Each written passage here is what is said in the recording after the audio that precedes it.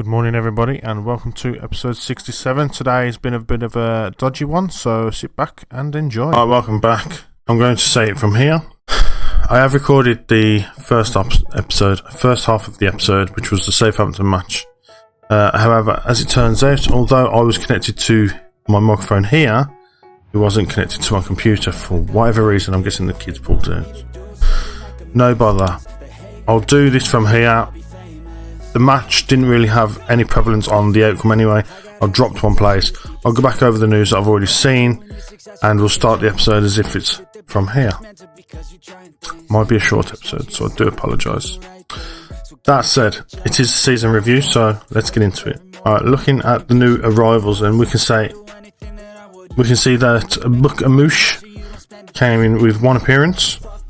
Diogo Ribby on loan initially for a 175,000 fee, 34 appearances, most of the season. Nice big rating of 7.04. Job Bellingham from Fulham, 2.9. Not too bad.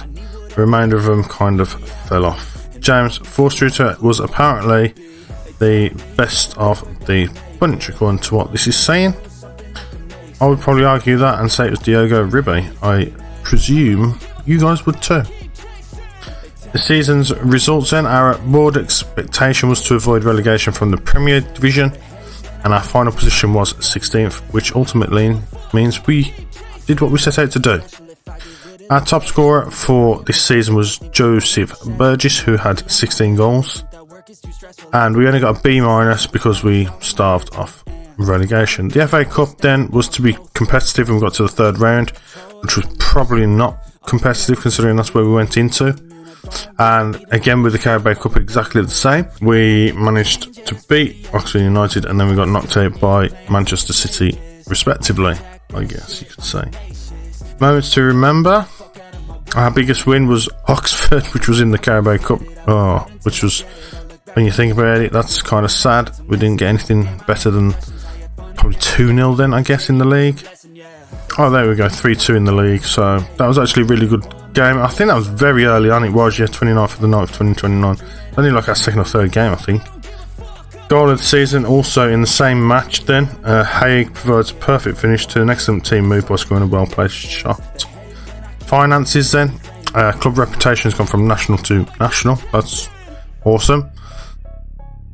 Awesome. No new sponsorship deals this year, or notable deals. Sponsorship's gone from 1.75 million to 2.9. Broadcasting revenue is probably the biggest win we've got there, from almost 3 million up to nearly 100 million.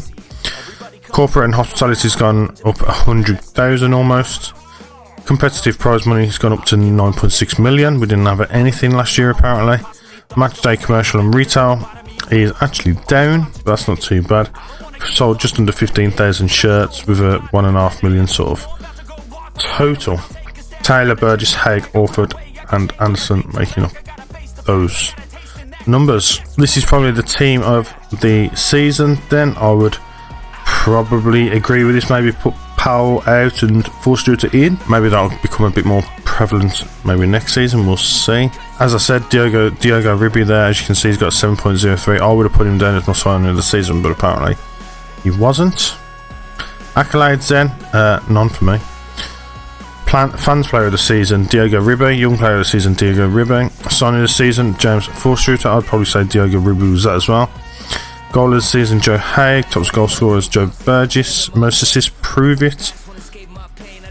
Player of the man of the match awards, Diogo Ribby with 5. Highest average rating, Diogo Ribby with 7. Most passes completed per 90 minutes, Kane Taylor with 62. Competition awards, Diogo Ribby's in the next gen competition, which is usually the top 50 next best footballers in the world. So he's obviously voted in there somewhere. If we go on to his bio, it might actually cite on there maybe. Has a single next gen to his name. Oh wow. Okay. He won first place for next gen. Holy crap. I didn't realise he was first place for next gen. Maybe it was somewhere in the season and I completely forgot. There we go. How about that? Okay, so going back to this then. The youngest player is Luke McCarthy, a 15-year-old promising from attacker, who's 15 years and almost 16 years old by a few days. Highest transfer paid just Joe Burgesson was nearly 15.5 million. Highest transfer received 1.1 million for Lee Woodhouse, who is probably best. So he's gone to the under 21s at Lee Hull even. So obviously I made the right decision there. I think getting a 1.1 million for him. History in the making. Then hard work has paid off on the pitch, and nobody's got anything to say in the papers apparently. Dynamic timeline. I am not going to go through this again because this is just crazy. Oh, hang on. Sam Bird from Fleetwood. What's he doing nowadays? He's at Truro, who's probably... Oh, it's National League safe. Okay. I thought they were non-league, to be fair with you. Max Haygarth, what's he doing? He's retired. Okay. Bryden Averio, what's he doing? He's gone to... I have no idea where that is. Portugal Championship Group D. Whatever that is. It's probably like National Safe, right? What else we got here? Dan Walker. She can't even speak to him, apparently. Can't speak to Talent Ayiti. Uchina. Where's he at? Oh my god, look at these stats, man. Holy moly. And we thought this was good people. And this guy's still only 22. What? That's not right. Highly rated youngster Ahmed Achuna going Solihull on a free transfer. How old was this guy when he joined us? 2022, 2023. Wowzers. Okay. Well, we didn't use him and then we sold him back and we then brought him again for three. Okay, well, whatever. Anyhow, we'll finish that. And best 11, where are they now? Josh Kelly plays for the Crusaders. Ooh, okay. How's he doing since he left? He's never really reached the heights that he was with us, and that's strange because that's probably a worse place to play as well, so you'd think he was better. Club vision and expectations meeting. Sign players under the age of 23. Yep. Work within wage budget required. Yep. Spend the original transfer budget. Pleased and preferred. Minimum 2-year contract. Avoid relegation required. Accept current vision. Yep. End of season team meeting. Discuss plans for next season. We're good enough to not be involved in a relegation battle next season, and that will be our likely target. Okay. The season's finished now. We've done brilliantly to stay in this division. Don't be under any illusions that we won't be in for another tough campaign next time around, though you'll need to come back ready to fight to stay up again. Okay. We're going to be in a hard battle now. There are financial realities in football, and in order to satisfy our objective of turning profit in the transfer market, not interested in that. In order to satisfy the club's objectives, we will be trying to sign a certain calibre of player between now and the start of the season, and you should all be prepared to fight even harder for your places when you come back from your breaks. Everybody's pleased about that. Everyone knows that we need to strengthen the squad to improve, so that's a very good bit of news apparently, and that's exactly the sort of reaction I was after. I want to outline some promises I'm committed to for this now. Once we return from holidays, we'll do promises. Thank you all very much. Have a good break. Summary.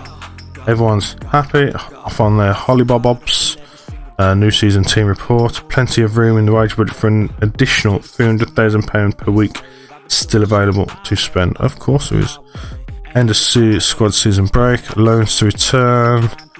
Dynamics analyst supporter profile update. Families have gone up 24%, corporates down 2%. Followers have gone up nearly 75,000. That's always good. Apparently, everybody in the supporter culture and expectations are disappointed, very disappointed and disappointed on done course, which was avoid relegation from the Sky Bet Championship. We're on course for that apparently, which is always good news. Like to hear it. Play counter-attacking football. We're disappointed we're not doing that apparently. Direct football. How can I play counter-attacking direct football and solid defensive football? How can we do all three of those at the same time? That's ridiculous. That was so silly. Okay, it's a good job the supporters don't really have that much of an input in this club. Anyhow. Okay, so looking forward then, I suppose, as I was going to say, I'll go over the news that I was on about. So, where are we? Okay, so we're receiving 9.65 million for finishing 16th in the end. We've only paid out a small amount of bonuses because I don't like to pay bonuses in contracts, which is always good to see. So, record high then in the Premier League, but we've got a record number of low wins. So, take the highs with the lows, I guess. Record low for haulage of league goals. Record low points total. Blimey, blimey, blimey. No offers for Sirkin, that's not too bad. We can get rid of him as we go.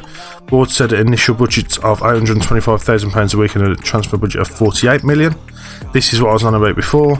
So the youth level is now increased from category 3 to a category 2. Obviously we're going to be trying to push that to a category 1 where we can. So it's good. Planned facilities are going to be costing nearly 10 million and they're going to be complete by October 2030. Apparently it's not going to notice that we're currently on our best run of form, during which can only be considered a good season, so we're delighted to grant that request. And youth recruitment networking budget has been upgraded and over time will be considered established, so we've gone from above average to good youth recruitment. If we go to finances, maybe we can make any more. No. So we'll have to wait again for a few, probably another couple of months for those to go through. Overall balance is still 60 mil. So that's pretty cool. Oh, actually the squad, those guys can go back down to the youngsters. So you can go back down to, where was it? Under 18s, I guess. McCarthy, back down to under 18s. As you can see, I did play these guys in the Southampton game, because I'm moving them back down, which reminds me, if we go to schedule, this was the game okay, so we can see that we've played this team on the right hand side here. Simone Pizzuti got a decent rating, Len Norton 6.5 at the bottom there, Carl Warmington 6.5 is not too bad, and I swear there was a left back on there, but I don't know where he's gone, so it don't matter too much. As you can see, we lost 3-1, and the game that we played before that off camera was 2-0, we lost also. So that's going to be it for now. That's 13 minutes long, so I'll probably just edit that pretty quickly and hopefully have that up. And then the next episode after this will be a transfer special, which will be on the Wednesday. So yes, if you've enjoyed that, actually let me just quickly check. Obviously this is what we've got coming in as well before anything happens. We've got Diogo Ribi coming in on a permanent deal for 6.5. Tom Davis is coming in for 18.5. Jack Stewart's coming in from Bolton. I'm guessing, not sure why. I really don't know why. Whatever. This guy's already here training with us for free. He's going to be our new attacking midfielder there. Physicals leave something to be desired, but the mentals and technicals are superb. So hopefully we can get something out of this guy. What's his history saying? Not a lot. Okay, cool. So he's only ever played in Argentina, so this will be interesting. First season over here. No worries. Cool. That's pretty much about it. Staff. He's under job offer. Physio. Okay, cool. Thank you. If you've enjoyed this, please drop a like, comment and subscribe, and we'll see you in the transfer special in the next episode. Thank you very much for watching.